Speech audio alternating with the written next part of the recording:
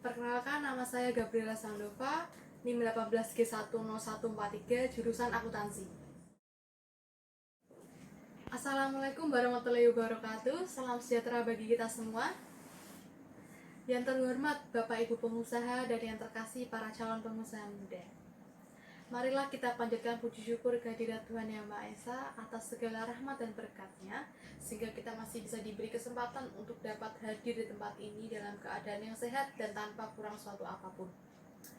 Tidak lupa pula saya ucapkan banyak terima kasih atas kesempatan yang diberikan kepada saya untuk bisa berdiri di hadapan hadirin semua. Pada kesempatan kali ini, saya akan membicarakan mengenai pentingnya sistem whistleblowing bagi suatu perusahaan atau organisasi. Perlu kita ketahui bahwa sampai saat ini masih banyak berita, baik di media massa, televisi, maupun media sosial yang membahas mengenai adanya tindak kecurangan yang dilakukan seseorang ketika bekerja di dalam suatu perusahaan. Kasus yang sering kita dengar adalah tindak pidana korupsi. Berdasarkan teori fraud triangle, suatu tindak kecurangan dapat terjadi karena 3 hal. Yang pertama, kesempatan. Kesempatan yang dimaksud dalam hal ini misalnya pengendalian internal dalam perusahaan ini sangatlah lemah dalam hal keamanan berangkas contohnya. Jadi akses untuk membuka berangkas ini tidak diberi password atau tidak menggunakan sidik jari, melainkan hanya menggunakan kunci biasa yang diletakkan di lemari. Nah, maka bisa saja ada karyawan yang mencuri kunci tersebut untuk mengambil kas perusahaan karena aksesnya sendiri yang sangatlah mudah. Yang kedua adalah adanya tekanan. Misalnya, sang karyawan memiliki hutang yang begitu banyak, lalu ia ditagih oleh debt collector. Kalau tidak segera membayar hutangnya, maka rumahnya akan disita. Nah, maka kejadian inilah yang membuat seseorang karyawan tersebut merasa tertekan. Nah, makanya dia akan mengambil jalan pintas untuk melakukan pencurian uang kas perusahaan. Karena waktu yang sudah sangat mendesak, sehingga mau tidak mau ia harus melakukan hal tersebut. Yang ketiga adalah adanya rasionalisasi atau pembenaran. Jadi karyawan yang tertekan tadi merasa bahwa mencuri kas perusahaan ini bukanlah hal yang salah, karena ia beranggapan bahwa uang tersebut diambil untuk memenuhi kelangsungan hidupnya. Namun sebetulnya cara yang dilakukan dia itu salah. Tidak dapat dipungkiri bahwa setiap manusia pasti memiliki hasrat untuk memiliki banyak uang, sehingga ia mampu menghalalkan berbagai macam cara untuk mendapatkan hal tersebut, sekalipun harus melakukan suatu tindak kecurangan. Oleh karena itu, dalam berjalannya suatu perusahaan atau organisasi, tidak jarang terdapat pekerja yang melakukan pelanggaran. Pihak lain yang tidak melakukan pelanggaran merasa bahwa tindakan ini tidak etis secara legalitas dan merupakan budaya kerja yang toksik. Akhirnya, pihak tertentu mengadukan perbuatan tersebut kepada pihak yang lebih berwenang. Nah, pelapor inilah yang kita sebut sebagai whistleblower. Secara umum, definisi whistleblower adalah seseorang yang melaporkan suatu tindak kecurangan atau tindak pidana korupsi yang dilakukan oleh pekerja perusahaan atau pihak terkait lain yang memiliki akses informasi. Sementara itu, tindakan dari whistleblower inilah yang kita sebut sebagai whistleblowing. Sederhananya, whistleblowing adalah suatu tindakan pelaporan atau kecurangan suatu oknum dalam perusahaan atau organisasi. Whistleblowing ini terdiri dari 2 jenis, yaitu whistleblowing internal dan whistleblowing eksternal.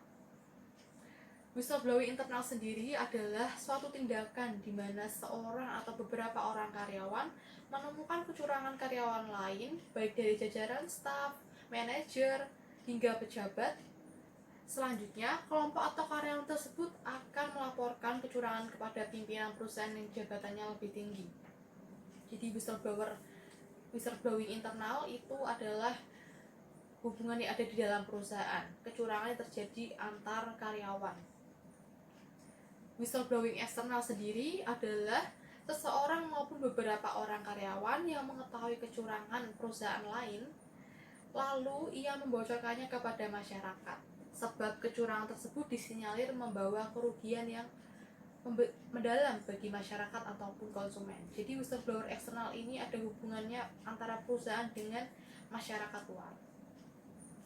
Contoh kasus whistleblowing di Indonesia yang pernah terjadi dan menggembarkan pada tahun 2011 adalah kasusnya Gayus Tambunan. Terungkapnya skandal korupsi ratusan miliar yang dilakukan oleh seorang pegawai, yaitu Gayus Tambunan tersebut. Nah, dalam kasus ini Susno 2J dianggap sebagai whistleblower atau pelapor karena ia memegang kunci skandal besar yang melibatkan Gayus Tambunan tersebut. Akibat perbuatannya ini, Gayus Tambunan harus mendekam di penjara selama 7 tahun dan harus menanggung denda sebesar 300 juta. Bukan rahasia lagi bahwa karyawan yang menjadi pelapor sering menjadi sasaran pembalasan yang mengerikan, mulai dari pengasingan, intimidasi, pemecatan, hingga pelecehan dan masih banyak hal lainnya. Meskipun ada sistem pengaduan atau sistem whistleblowing, tetapi pembalasan seringkali menyebabkan karyawan enggan melaporkan tindakan kecurangan yang dilakukan karyawan lain. Tapi tenang saja, ada beberapa langkah yang dapat diambil perusahaan atau organisasi terhadap kebijakan sistem whistleblowing untuk mengurangi rasa takut atau cemas akan adanya pembalasan. Yang pertama, perusahaan bisa memberikan berbagai pilihan saluran pelaporan, misalnya melalui telepon, melalui email atau surat elektronik, melalui surat, dan melalui pesan teks. Yang kedua, opsi anonimitas. Jadi opsi pelaporan anonim yang meningkatkan efektivitas sistem whistleblowing karena memberikan rasa aman kepada whistleblower atau sang pelapor. Yang ketiga, respon cepat. Agar para karyawan terdorong untuk melaporkan, perusahaan harus memastikan bahwa mereka akan menindaklanjuti laporan secara adil dan memberikan laporan terbaru segera kepada sang pelapor. Yang terakhir, yang keempat, mempromosikan kebijakan sistem whistleblowing bisa dengan cara memberikan kebijakan tertulis serta memberikan pelatihan kepada sang karyawan. Nah, dengan menerapkan langkah-langkah ini juga akan memberikan kesan kuat bahwa perusahaan pada dasarnya berkomitmen untuk membangun budaya yang kuat dan etis. Kita semua juga perlu menyadari bahwa komunikasi yang efektif adalah salah satu kunci keberhasilan dari sistem whistleblowing ini. Kedepannya, tentu perusahaan maupun masyarakat menginginkan agar tindak kecurangan yang merugikan banyak pihak ini bisa berkurang dan harapannya bahkan bisa segera diberantas habis. Jadi, poin penting yang harus diingat oleh seluruh perusahaan untuk bisa berhasil melaksanakan sistem whistleblowing ini adalah: yang pertama, perusahaan harus mampu meyakinkan para karyawannya untuk tidak boleh takut, tidak boleh cemas mengungkapkan suatu tindak kecurangan karyawan lain. Yang kedua, meyakinkan bahwa pelapor tidak akan mendapat ancaman, melainkan akan mendapatkan perlindungan.